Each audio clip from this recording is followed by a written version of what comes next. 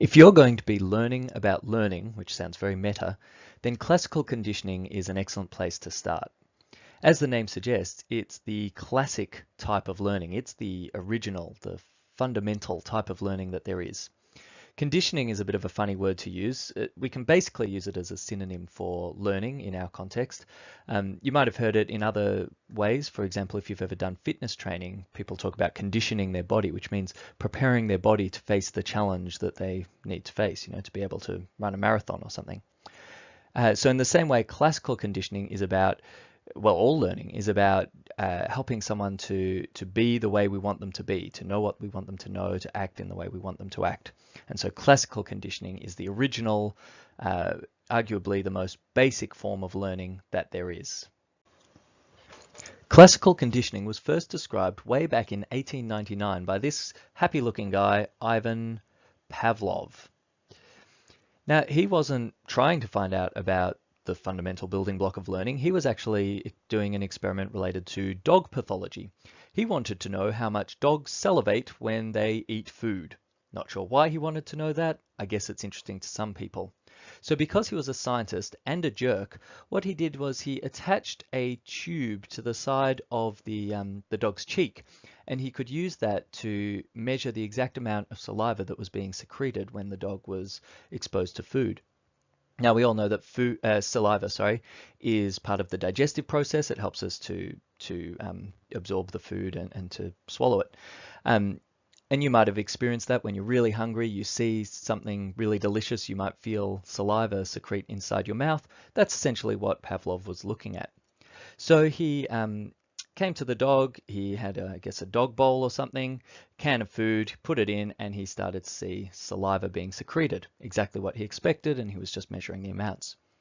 But after a while, he saw something very strange. Salivation is an autonomic process. You don't have control over it. It's involuntary. But he started to see that the dog was salivating not just when he saw the food, but he actually started salivating as soon as the scientist in the white lab coat, came into the room. The dog had learnt that this scientist, this white-clad guy, was bringing food, and so the dog started to elicit the salivation response at that point, which again is very unusual because it's an involuntary response. The dog shouldn't have any control over it. So this was a very unusual phenomena, and Dr. Pavlov started to do some more research. Through his research, Pavlov uncovered classical conditioning, and he discovered that it works a little bit like this. We start with an unconditioned stimulus. So a stimulus is just something in the environment or within ourselves that elicits a response. So in his case, it was the food, right? And the unconditioned response was, oh, how should I draw this? Drops of saliva, that'll do, was to salivate. So the response is the behavior from the learner. The stimulus is something that elicits that response. Food, automatically, with no training, it's unconditioned, which means it's not learnt. With no prior learning, the dog will salivate when it smells or tastes the food. That makes sense. That's normal. At the same time, we have a neutral stimulus. Through his research, he started experimenting with different things, and he started to use a bell. So let's use a drawing of a bell there. So he started to use a bell as a neutral stimulus. Neutral, it had no effect. And as predicted, it produced no response. A bell shouldn't make a dog do anything in particular, at least not salivate. But what happens if over time, over numerous trials, Pavlov introduced the neutral stimulus, the bell, and the food at the same time? Then these two, the neutral and the unconditioned stimulus, become associated. The dog learns, or the learner learns, that these two things are related to each other. They're associated. And then the neutral stimulus becomes the learnt stimulus. So we call that the conditioned stimulus. And the conditioned stimulus won't produce no response. It will produce, in this case, the saliva response. It will produce a response that is similar to the unconditioned response. It's no longer no response, it's now the conditioned response.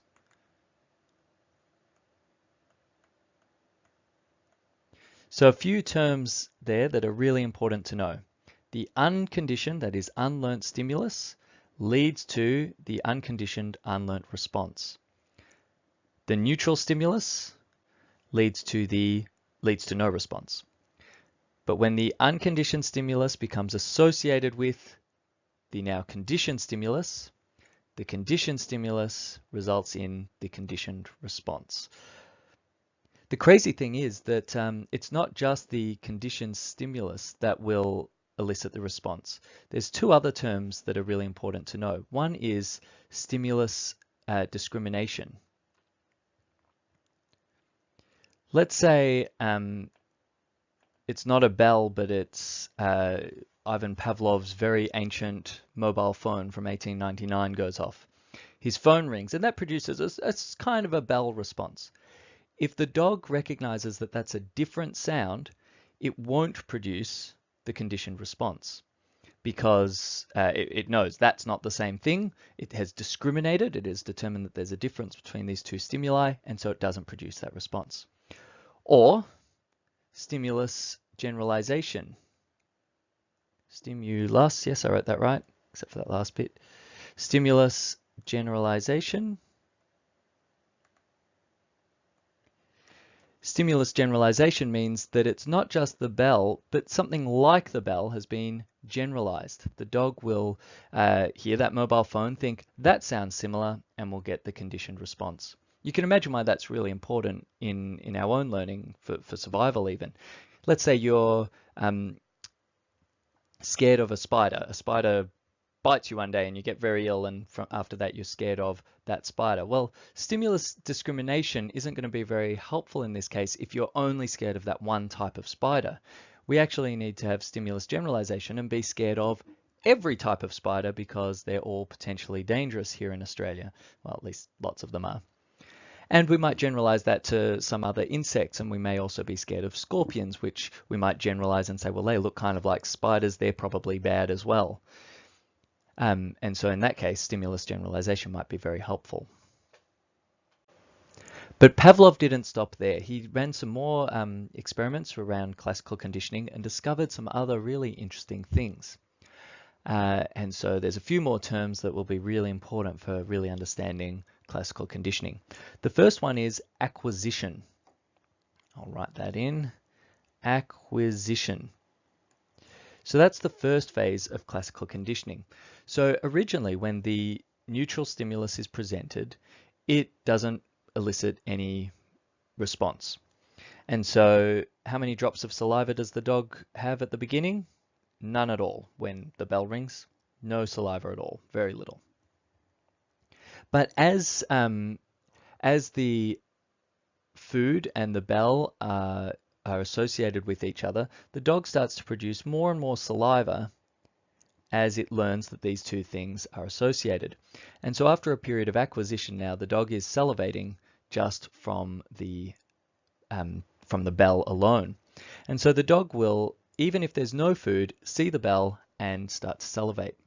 But if you keep doing that for a long time, the dog's going to start catching on and say, hang on, that bell's not as interesting as it used to be. And so the next phase then is extinction. And that's when the conditioned response stops being demonstrated. So we keep ringing the bell, but not producing any food. The dog starts learning, and we enter a phase of extinction where the dog starts to salivate less and less over time. So essentially, the dog's, you could say, unlearning, or perhaps more accurately, it's learning that that association is no longer true, and so it stops producing the conditioned response. If we then leave it for a little bit of time, let's say we have a little bit of a break here, maybe for a day or two. When we come back and we ring the bell again, we're going to have spontaneous recovery. Spontaneous recovery. Without doing anything else, we just ring the bell again after a 24-hour break or something like that. The dog starts to salivate more than it was at the end of the extinction stage. But that will quickly decrease over time if we keep presenting the neutral stimulus, the bell, with no unconditioned stimulus, the food. We can give him another break, another 24-hour break, and we'll see spontaneous recovery again, but less and less each time as the dog starts to catch on. So there's a couple more really important terms. Acquisition, while the dog is acquiring the learning, while the dog is, or the learner is associating the unconditioned stimulus with the neutral stimulus to turn it into a conditioned stimulus. The extinction phase, when the dog or the learner starts to realize that the conditioned stimulus is no longer being associated, paired with the unconditioned stimulus, the food, and so we start to see a decline in the drops of saliva in this case. After a little break, we present the neutral stimulus or the conditioned stimulus again, and we see spontaneous recovery occur. The dog suddenly has caught on again. So that is classical conditioning in a nutshell. Lots of important definitions. We'll see these same definitions come up with other types of learning as well, but hopefully that provides you with a really good introduction and foundation about classical conditioning that you can build on as you continue to learn about learning.